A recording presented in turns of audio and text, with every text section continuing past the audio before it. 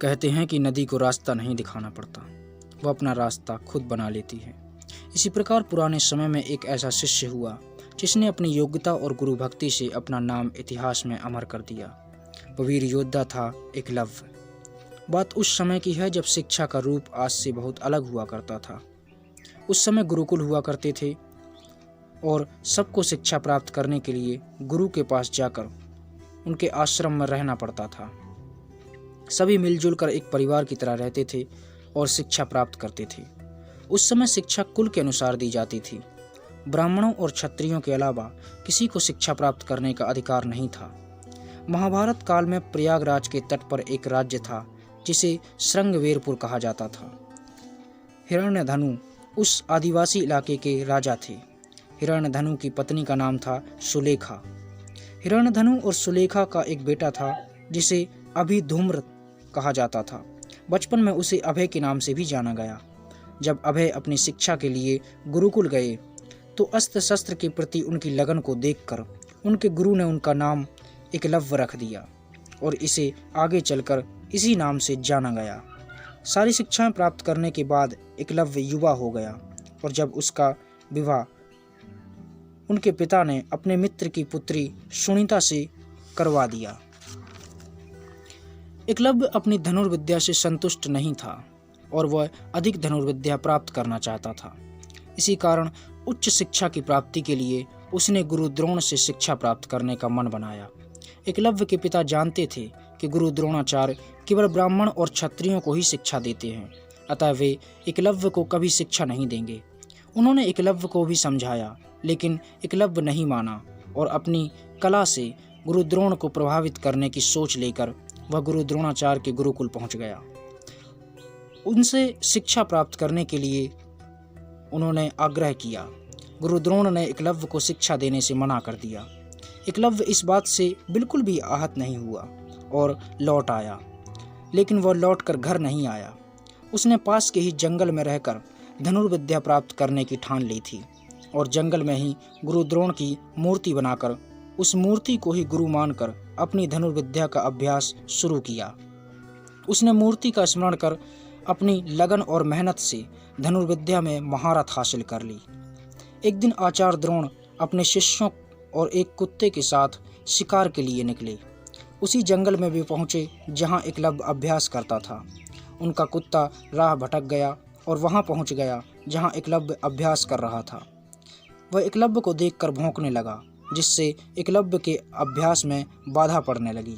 एकलव्य ने उसे भगाने की कोशिश की, लेकिन वो नहीं भागा। तब गुस्से में आकर एकलव्य ने कुत्ते के मुंह पर लगातार कई बाण मारे।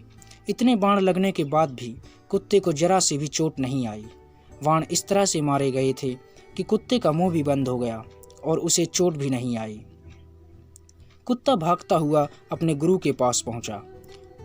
गुरु द्रोण और उनके शिष्य कुत्ते को ऐसी हालत में देखकर हैरान रह गए। उन्होंने इस तरह की धनुर्विद्या पहले कभी नहीं देखी थी। वे सभी जानने को उत्सुक हो गए कि आखिर ऐसा धनुर्धर कौन है। वे सभी ढूंढते ढूंढते एकलव्य के निवास स्थान पर जा पहुंचे, जहां एकलव्य धनुर्विद्या का अभ्यास कर रहे थे। गुरु द्रोण को देखकर एकलव्य ने उन्हें प्रणाम किया। गुरु द्रोण ने एकलव्य से उसके गुरु के बारे में पूछा। एकलव्य ने उत्तर दिया कि आप ही मेरे गुरु हैं, मैंने आपसे ही शिक्षा प्राप्त की है। गुरु द्रोण ने कहा, मैंने तुम्हें कोई शिक्षा नहीं दी, फिर मैं तुम्हारा गुरु कैसे हुआ? एकलव्य ने गुरु द्रोण की मूर्ति उन्हें दिखाई और कहा कि मैंने आपको ध्यान में रखकर ही शिक्षा प्राप्त की है। यह सुनकर गुरु द्रोण आश्चर्य में पड़ गए।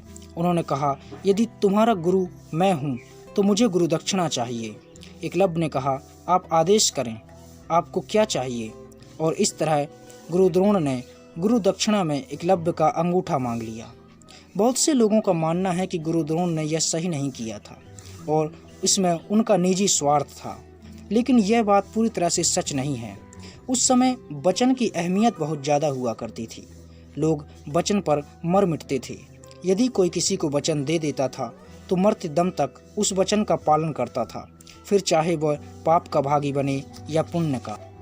इसी तरह एक वचन के कारण ना जाने कितने वीरों को वह सब करना पड़ा जो वो कभी नहीं करना चाहते थे। और ऐसे ही एक वचन से बंधे थे गुरु द्रोण। उन्होंने भीष्म पितामह को वचन दिया था कि वे पांडवों और कौरवों को छोड़कर किसी और को शिक्षा नहीं देंगे और अर्जुन को वचन दिया था कि उससे बड़ा धनुर्धर कोई नहीं होगा। इन वचनों के कारण गुरु द्रोण को यह सब करना पड़ा। गुरु द्रोण ने एकलव्य का अंगूठा मांग लिया। यहाँ तक की कहानी तो सबको पता है, लेकिन उसके बाद एकलव्य का क्या हुआ ये बहुत कम लोग जानते हैं। गुरु दक्षिणा में अंगूठा लेने के बाद गुरु द्रोण को पछतावा हुआ और उन्होंने एकलव्य को आशीर्वाद दिया कि वो बिना अंगूठे के भी धनुष चला सकता है। कहते हैं कि अंगूठा कट जाने के बाद एकलव्य ने तर्जनी और मध्यमा अंगुली का प्रयोग करके तीर चलाना सीखा और यहीं से तीर अंदाजी करने के आधुनिक तरीके का जन्म हुआ। अतः एकलव्य को आधुनिक तीर अंदाजी का जनक भी कहा जा सकता है। आजकल जिस तरह से लोग तीर चलाते हैं उस तरीके को एकलव्य ने ही दिया है।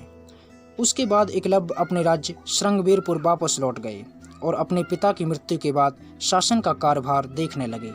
एकलव्य के पिता हिरण्यधनु जरासंध की सेना में सेनापति थे, तो उनके बाद एकलव्य जरासंध की सेना का प्रतिनिधित्व करने लगे।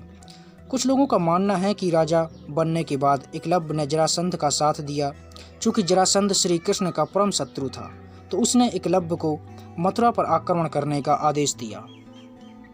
मथुरा पर आक्रमण करके एकलव्य ने यादव वंश की लगभग आधी से ज़्यादा सेना समाप्त कर दी थी। जब श्री कृष्ण ने केवल 4 अंगुलियों के सहारे बिना अंगूठे के एकलव्य को बाण चलाते देखा तो आश्चर्य में पड़ गए।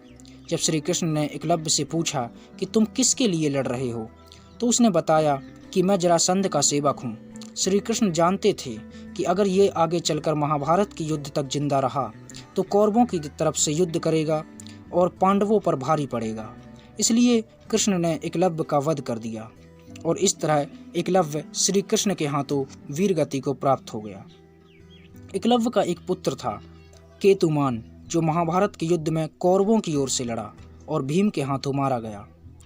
तो ये थी कहानी एकलव्य की, जिसने आज के तीर अंदाजी को जन्म दिया है, जिसकी वजह से हम आधुनिक तीर अंदाजी को जानते हैं। आशा करते हैं आपको वीडियो पसंद आया होगा। अगर आपको वीडियो पसंद आया है तो इसे लाइक कीजिए और हमारे चैनल को सब्सक्राइब कीजिए। धन्यवाद।